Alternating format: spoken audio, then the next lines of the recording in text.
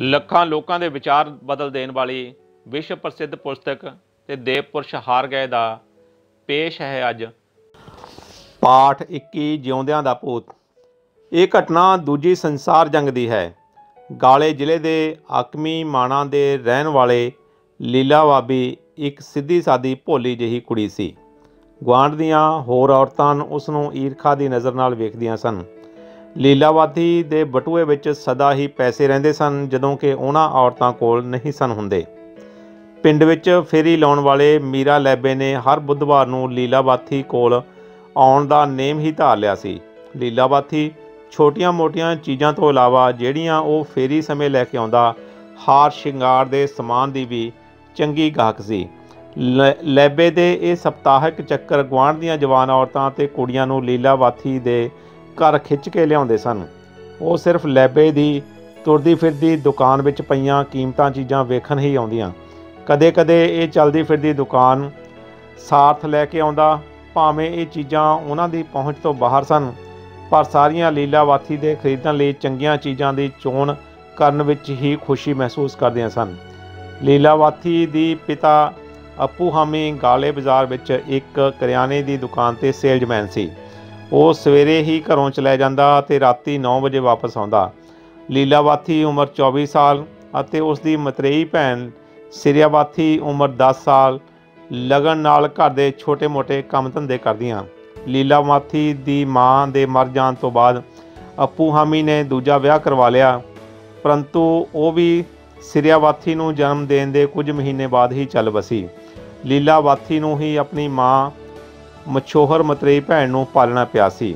ਵਿਆਹ ਜਿਹੜੀ ਦੁਕਾਨ 'ਤੇ ਅੱਪੂ ਹਾਮੀ ਕੰਮ ਕਰਦਾ ਸੀ, ਉੱਥੇ ਹੀ ਜੂਨੀਅਰ ਸਕੂਲ ਸਰਟੀਫਿਕੇਟ ਦੇ ਇਮਤਿਹਾਨ ਵਿੱਚੋਂ ਫੇਲ ਹੋਇਆ ਉਸੇ ਹੀ ਪਿੰਡ ਦਾ ਇੱਕ ਮੁੰਡਾ ਸੋਮਹਾਲ ਜੂਨੀਅਰ ਕਲਰਕ ਵਜੋਂ ਨੌਕਰੀ ਕਰਦਾ ਸੀ। ਆਪਣੇ ਪੁਰਾਣੇ ਜਮਾਤੀਆਂ ਨਾਲ ਰਲ ਕੇ ਸੋਮਪਾਲ ਨੇ ਵੀ ਫੌਜ ਵਿੱਚ ਭਰਤੀ ਹੋਣ ਲਈ ਦਰਖਾਸਤ ਦਿੱਤੀ ਹੋਈ ਸੀ। ਇਸ ਮੌਕੇ 'ਤੇ ਅੱਪੂ ਹਾਮੀ ਨੇ ਸੋਮਪਾਲ ਦੀ ਸ਼ਾਦੀ ਲੀਲਾਵਤੀ ਨਾਲ ਕਰ ਦਿੱਤੀ। ਵਿਆਹ ਮਗਰੋਂ ਸੋਮਪਾਲ ਅੱਪੂ ਹਾਮੀ ਦੇ ਘਰ ਵਿੱਚ ਹੀ ਲੀਲਾਵਤੀ ਨਾਲ ਰਹਿੰਦਾ ਸੀ। ਵਿਆਹ ਦੇ ਠੀਕ 40 ਦਿਨਾਂ ਮਗਰੋਂ ਸੋਮਪਾਲ ਨੂੰ ਆਰਮੀ ਹੈੱਡਕੁਆਰਟਰ ਕੋਲੰਬੋ ਵਿਖੇ ਹਾਜ਼ਰ ਹੋਣ ਲਈ ਬੁਲਾ ਲਿਆ ਗਿਆ। ਲੀਲਾਵਤੀ ਨੂੰ ਆਪਣੇ ਜਵਾਨ ਪਤੀ ਨੂੰ ਹੰਝੂਆਂ ਭਰੀ ਵਿਦਾਇਗੀ ਦੇਣੀ ਪਈ। ਅਗਲੀ ਸ਼ਾਮ ਅੱਪੂ ਹਾਮੀ, ਲੀਲਾਵਤੀ ਅਤੇ ਸਿਰਿਆਵਤੀ ਨੇ ਸੋਮਪਾਲ ਨੂੰ ਗਾਲੇ ਰੇਲਵੇ ਸਟੇਸ਼ਨ ਤੋਂ ਗੱਡੀ ਚੜ੍ਹਾ ਦਿੱਤਾ। ਦੀਆ ਤਾਲਵਾ ਕੈਂਪ ਵਿਖੇ 4 ਮਹੀਨੇ ਦੀ ਸਖਤ ਟ੍ਰੇਨਿੰਗ ਤੋਂ ਮਗਰੋਂ 50 ਹੋਰ ਜਵਾਨਾਂ ਨਾਲ ਸੋਮਪਾਲ ਨੂੰ ਫਰੰਟ 'ਤੇ ਭੇਜ ਦਿੱਤਾ ਗਿਆ। ਲੰਬੀ ਜੁਦਾਈ ਲੀਲਾਵਤੀ ਦੀ ਆਪਣੇ ਪਿਆਰੇ ਪਤੀ ਤੋਂ ਲੰਬੀ ਜੁਦਾਈ ਕਾਰਨ ਪੈਦਾ ਹੋਈ ਦਿਮਾਗੀ ਪਰੇਸ਼ਾਨੀ ਅਕਸਰ ਬਹੁਤ ਹੱਦ ਤੱਕ ਹਰ ਮਹੀਨੇ ਸੋਮਪਾਲ ਦੇ ਖੱਤ ਮਿਲਣ ਕਰਕੇ ਅਤੇ ਤਨਖਾਹ ਵਿੱਚੋਂ ਕੁਝ ਪੈਸੇ ਹਰ ਮਹੀਨੇ ਮਿਲ ਜਾਣ ਕਰਕੇ ਘਟ ਜਾਂਦੇ ਸੀ। ਉਹ ਫੌਜੀ ਵਰਦੀ ਵਿੱਚ ਸੋਮਪਾਲ ਦੀਆਂ ਫੋਟੋਆਂ ਨੂੰ ਹਰ ਇੱਕ ਨੂੰ ਦਿਖਾਉਣ ਵਿੱਚ ਮਾਣ ਮਹਿਸੂਸ ਕਰਦੀ ਸੀ।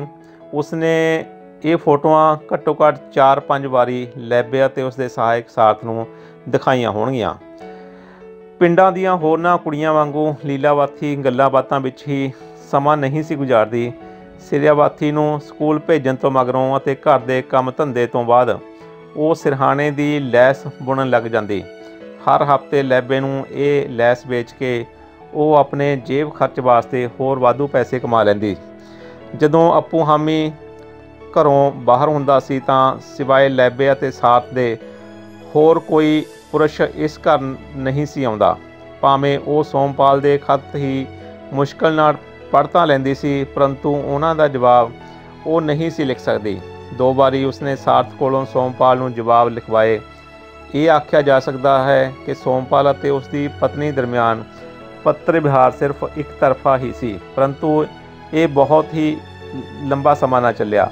ਸੋਮਪਾਲ ਦੇ ਖੱਤ ਘਟਨੇ ਸ਼ੁਰੂ ਹੋ ਗਏ ਅਤੇ ਅਖੀਰ ਨੂੰ ਬਿਲਕੁਲ ਹੀ ਬੰਦ ਹੋ ਗਏ, ਪਰੰਤੂ ਮਾਹਵਾਰ ਮਨੀ ਆਰਡਰ ਬਿਨਾਂ ਕਿਸੇ ਰੋਕ ਦੇ ਆਉਂਦਾ ਰਿਹਾ। ਉਦਾਸੀ ਲੀਲਾਵਤੀ ਦੇ ਚੰਗੇ ਖੁਸ਼ੀਆਂ ਭਰੇ ਦਿਹਾੜੇ ਹੁਣ ਖਤਮ ਹੋ ਗਏ ਜਾਪਣ ਲੱਗੇ। ਸੋਮਪਾਲ ਦੇ ਖੱਤ ਨਾ ਆਉਣ ਕਾਰਨ ਉਹ ਦਿਮਾਗੀ ਤੌਰ 'ਤੇ ਪਰੇਸ਼ਾਨ ਰਹਿਣ ਲੱਗੀ। ਲੈਬੇ ਨੇ ਵੀ ਇਹ ਮਹਿਸੂਸ ਕੀਤਾ ਕਿ ਉਸਦੇ ਸਪਤਾਹਿਕ ਚੱਕਰ ਹੁਣ ਘੱਟ ਲਾਹੇਵੰਦ ਸਨ। ਬਜਾਏ ਉਹਨਾਂ ਤੋਂ ਕੋਈ ਚੀਜ਼ ਖਰੀਦਣ ਦੇ ਲੀਲਾਵਤੀ ਆਪਣੀ ਦਿਮਾਗੀ ਚਿੰਤਾ ਦਾ ਉਹਨਾਂ ਨਾਲ ਦੁੱਖ ਸੁੱਖ ਕਰਨ ਲੱਗ ਪੈਂਦੀ। उसने साथ तो अपने वालों एक चिट्ठी लिखवाई जिस विच सोमपाल नूं सिर्फ एक खत होर लिखण लई अर्जी की गई सी। फिर भी कोई जवाब ना आया। मीरा लैबे ने मंदा वेख के लीलावती के घर हर हफ्ता फेरी बंद कर दी। लैबे के वपारक फेरे बंद होने नाल सार्थ ने घरेलू फेरे मारने आरंभ कर दिते। सार्थ लैबे कोल दिहाड़ी ते सवेरे 8 वजे तो शाम 5 वजे तक काम करता सी। लीलावती लई तरस कारण कई बार शाम नूं सार्थ उसदे घर आउंदा सी अते उसनूं ढास बनाउंदा। सार्थ ने उसनूं दस्सिया कि किवें चंगे भले मुंडे फौज विच भर्ती होण मगरों विगड़ जांदे ने, किवें फौजी अवारा औरतां ते पैसे बर्बाद करदे हन, उन्हां विच्चों कुछ किवें विदेशी कुड़ियां नाल विआह करवा लैंदे हन। लीलावती ये सब कुछ अखां विच हंझू भर के सुणदी सी। उसने सार्थ नूं दस्सिया कि किन्ना चंगा हुंदा जे सोमपाल गाले विखे दुकान ते क्लर्क वजों ही काम करदा रहिंदा, भावें तनखाह घट ही क्यों ना सी। खतरा सार्थ लीलावती के घर रोज़ाना वांगू आउण लगा। ये सार्थ का रोज़ाना का ही पेशा बन गया कि लैबे नाल शाम नूं वेला हुंदे सार वो नहाउंदा धोंदा, चंगे कपड़े पाउंदा अते मलकड़े जिहे लीलावती वल उडारी मार जांदा। वो लीलावती के घरों शामी 8 वजे ही वापस निकलदा। सार्थ दियां ये मिलनियां लीलावती के दुखी मन उत्ते ठंडां छिड़कदियां। जिमें जिमें दिन लंघदे गए सोमपाल के विचार उसके दिमाग विचों उस रफ्तार नाल निकलते गए जिमें जिमें सार्थ दियां मिलनियां वधदियां गईयां। लीलावती का पेट वधन लगा। सार्थ दियां मिलनियां भी घटन लगियां क्योंकि उन्हां दी मित्रता लीलावती के दिमाग विच उभरवीं अते स्पष्ट रूप अख्तियार करन लग पई। अंत नूं ओह अकमी माना विचों लापता ही हो गया क्योंकि अप्पू हामी सवेरे जल्दी ही काम ते चला जांदा सी अते रात नूं देर नाल वापस आउंदा सी। इसलिए बहुता समा उसनूं ये पता ही ना चलिया कि उसकी गैर हाज़री विच घरे की वापरदा रहा। सब तो वध क्योंकि अपनी चढ़दी जवानी समय लीलावती ने दिमाग बेदाग जिंदगी गुजारी सी, इसलिए अप्पू हामी नूं शादी दे मगरों उसकी रेख देख करन दा चित चेता भी नहीं सी। बाद विच जदों उसनूं असली हालात का पता भी लग गया सी तां उसने हालातां नाल समझौता कर लिया सी कि जिवें कुछ वापरदा है वापरन दिता जाए। अनचाहिया अगस्त 1946 नूं लीलावती ने एक बच्चे नूं जन्म दिता। अप्पू हामी ने एक स्थानक ज्योतिषी की सलाह लई अते बच्चे की जन्म पत्री तैयार करवा ली। टेबे अनुसार बच्चे की किस्मत विच बहुत विद्या अते धन दौलत लिखे सन। समुद्रों पार की यात्रा भी उसने करनी सी। उसने लोकां दा नेता भी बनना सी। उसके असर सुख वाले व्यक्ति यार बेली होने सन अते उस बच्चे का विआह एक अमीर कुड़ी नाल होना सी। शनि ग्रह कारण उसके पहले 5 साल बुरा समा सी। लीलावती ने बच्चे नूं मां की सुभाविक ममता नाल पालिया। अप्पू हामी ने इस बच्चे नूं अपने बुढ़ापे का सहारा समझिया। उसने शनि ग्रह वाले पहले 5 सालों दौरान लीलावती नूं बच्चे का खास ध्यान रखने लई आख्या। पागल होना सोमवार 11 नवंबर 1946 नूं आर्मी हैडकुआटर वालों लीलावती नूं एक तार मिली जिस विच सोमपाल दे लड़ाई विच मारे जाण बारे लिखिया होया सी। उस दियां चीकां ने गुआंढी इकट्ठे कर लए। गुआंढियां ने उसनूं सिफल ही हौसला देण दे यतन कीते। किसे नूं अप्पू हामी नूं बुलाउण भेजिया गया। जदों अप्पू हामी शामी 12 वजे आया तो उसने सहायक नूं एक ये बुरी खबर सोमपाल दे घर वालियां नूं दस्सण लई भेज दिता क्योंकि लीलावती बुरी तरह ढेरी हो चुकी दिखाई दिंदी सी। इसलिए अगले दिन अप्पू हामी काम ते ना गया। शामी करीब 4 बजे जदों घरे अजे कोई नज़दीकी रिश्तेदार बैठे सन लीलावती बाहां फैला के उठ खड़ी हुई। उसकी देह पत्थर बन गई अते अखां घूमन लग पईयां। हौली हौली उसके शरीर विच कड़वल पैन लग पे। उसने मरदामी आवाज़ विच उच्ची उच्ची बोलना शुरू किया। मैं तैनूं सबक सिखावांगा। तू मेरी पत्नी नूं धोखा दिता है। मैं तैनूं अते तेरे बच्चे नूं मार देवांगा। मैं लोकां दा खून वेख्या है। मैं गोली नाल बहुत सारे लोग मारे हन। मैं सार्थ है अते उसदे बच्चे नूं मार के जावांगा। बेहोशी के बाद लीलावती धरती ते डिग पई अते करीब 15 मिनट बेहरकत लिटी रही। ਜਿਹੜੇ लोग उत्थे इकट्ठे हो गए सन सब ने इसकी पुष्टि कर दी कि यह सोमपाल की रूह सी ਜਿਹੜੀ लीलावती विच वड़ी हुई सी। ਉਹ रूह सोमपाल वांग बोलती ही नहीं सी, सगों उसकी आवाज़ अते बोली भी सोमपाल नाल मिलती जुलती सी। परिवारिक दोस्त लीलावती के बच्चे के बचाव बारे चिंतातुर सन। क्योंकि जदों भी उसनूं पागलपन का दौरा पैंदा सी वो बच्चे नूं मारन की कोशिश करती सी। अप्पू हामी ने बच्चे नूं अपने भैन के घर भेजण का फैसला किया, परंतु लीलावती ना मन्नी। वो बच्चे नूं बहुत प्यार करती सी। ये सिर्फ उस समय ही हुंदा सी जदों सोमपाल की रूह विच दाखिल हो जाती तां बच्चे नूं नफरत करदी अते मारना चाहुंदी सी।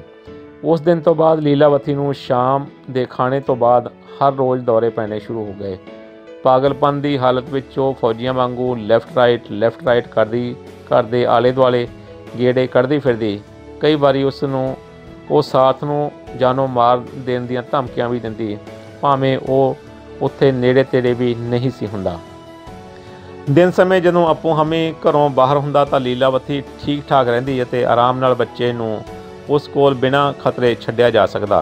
रात नूं बच्चा अप्पू हामी नाल सौंदा सी। भूत कढवाउणा। कुछ दिन बाद अप्पू हामी ने घरों चौकी लगवा के सोमपाल दा भूत कढवाउण दा फैसला किया। भूत कढण वाले सियाणे गिन तोता तो लिआंदे गए अते वड्डी पੱਧਰ ते चौकी भरी गई। इस रस्म दौरान अद्धी रात के करीब 6 सियाणिਆਂ ने ढोलों की आवाज़ अते उसके सियाणिਆਂ ਦੇ ਨਾਲ नचना शुरू कर दिता। ढोलों की आवाज़ अते नाच अचानक रुक ही गए। भूतां कढण वालिਆਂ ਦੇ मुखी ने जादू के डंडे नाल लीलावती का मत्था छुहिया अते उसनूं कई सवाल पूछे। लीलावती ने टुटे फुटे शब्दों में हेठ लिखे जवाब दिते। मैं सोमपाल हाँ, मैं समुद्री जहाज़ राहीं गाले तो आया हाँ। मैं अपनी पत्नी नूं मिलण आया हाँ। साथ ने मेरी पत्नी नाल धोखा किया है। मैं नहीं चाहुंदा कि मेरी पत्नी उसका बच्चा रखे। मैं बच्चे अते साथ नूं मार देना चाहुंदा हाँ। मैं बाग विच पुराने सीताफल के दरख्त की टाहनी हिलावांगा। इस मस्ती भरे नाच अते गलबात मगरों लीलावती बेहोश होकर डिग पई। 2 मुर्गियां की बलि दे दी गई, जिमें कि सोमपाल की रूह ने इच्छा जाहिर की सी। जदों कि लीलावती धरती ते डिगी पई सी, भूतां कढण वालिਆਂ ਦਾ मुखी पिपल के दरख्त हेठ गया तां कि तसली कर सके कि सोमपाल की रूह भूत उस दरख्त विच दाखिल हो गई है। इकट्ठे हुए लोग भी उस पिछे लग गए। उन्हां दरख्त वल वेख के उच्ची दे के भूत नूं सबूत वजों दरख्त की टाहनी हिलाउण लई आख्या। मुखी संतुष्ट सी कि टाहनी हिली सी, भावें होर किसे नूं वो टाहनी हिलदी नहीं सी दिखाई दित्ती। सवेर दे 1 वजे का समा सी। भूतां कढण वालिਆਂ ਦੇ मुखी का यह दृढ़ विश्वास सी कि सोमपाल का लटकदा भटकदा होया भूत अपनी पत्नी नूं मिलण अकमीमाणा आया होया सी, क्योंकि उसका धार्मिक रीति रिवाजां नाल अंतिम संस्कार नहीं सी किया गया। इस तो 2 हफ्ते मगरों तक लीलावती ठीक रही, पर ज्यों उसने सीताफल तो बनाई कड़ी खा लई उसनूं फेर दौरे पैने शुरू हो गए। पागलपन। मैं गाले विखे रिचमंड कालेज विच लग्या होया सां। अप्पू हामी दा नौकरीदाता पिया दास अते मेरा एक दोस्त समेत अप्पू हामी दे मेरी सहायता लैण लई मेरी रहायशगाह जिहड़ी कि गाले फोर्ट चंदे स्ट्रीट विच सी आ पहुँचे। जो कुछ वापरिया सी अप्पू हामी ने सारा कुछ विस्तारपूर्वक दस्सिया ते मैं उसनूं लिखी गया।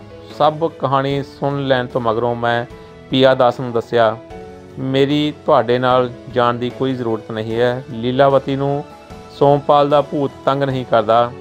ये कहण दी बजाय कि उस विच सोमपाल दी रूह बस गई, ये कहना होर भी ठीक होवेगा कि लीलावती सिर्फ सोमपाल की नकल कर रही है। ये सिर्फ उसके वहम ही हैं जिहड़े कि उसके दोषी आत्मा ते अंध विश्वास कारण पैदा हुए हैं। इस गल का कोई भी विग्यानक आधार नहीं कि मरे हुए लोगों के भूत हुंदे हन ते जिउंदे लोग उन्हां दे असर विच आ जाते हैं। कई लोग दिमागी संतुलन कारण पागलपन का शिकार होके इस तरह का वतीरा करते हैं जिमें कि उन्हां विच किसी की रूह वास करती होवे। वो लोग उन्हां मरे हुए जां मर चुके समझ लै गए बंदियां दी भाषा, बोल, आवाज़ अते इत्थों तक कि उन्हां दी चाल ढाल की नकल कर लेंदे हैं। दिमागी तौर पर कमज़ोर लोगों दीआं ये असाधारण हरकतां अक्सर गलत तौर पर बुरियां जां चंगियां रूहां दे अंतर पुनर्जन्म जां जादू के असर वजों मन लईआं जांदियां हन। जिहड़े लोकां विच पैराथोराइड की घाट हुंदी है उन्हां ते पागलपन का दौरा छेती पै जांदा है।